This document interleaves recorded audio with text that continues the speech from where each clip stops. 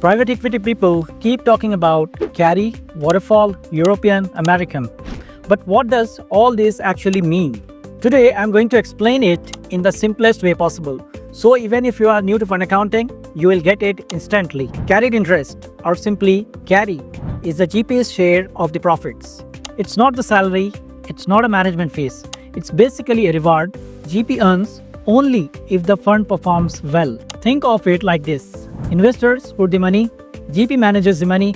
If the GP does a great job and the fund makes a profit, the GP earns a share of those profits, usually around 20%. But the GP doesn't get this 20% immediately. The LPs must first get their investor capital back, their preferred return, which is usually 8%, and any other priority returns given in the fund document. Carry will start only after that. So carry basically aligns both sides. If investors win, the GP wins. Now let's talk about how this profit is actually distributed. The first structure is the European waterfall, also called as total return.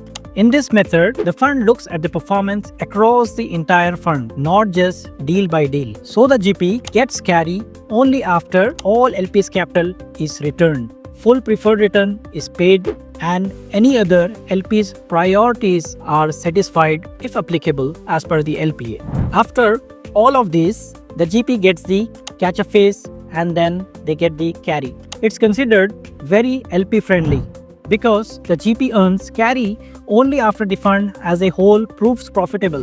This reduces the chances of clawback later. Now the opposite approach, the American waterfall, also called as deal by deal waterfall. Here, profits are distributed deal by deal, meaning if one investment sells early and generates profit, the GP can receive carry from that deal immediately, as long as LPs have gotten their capital back for that specific deal and usually the preferred return for that particular deal. This gives the GP faster access to carry, but there is a catch. If later any deal underperforms, the GP may owe money to the LPs through clawback.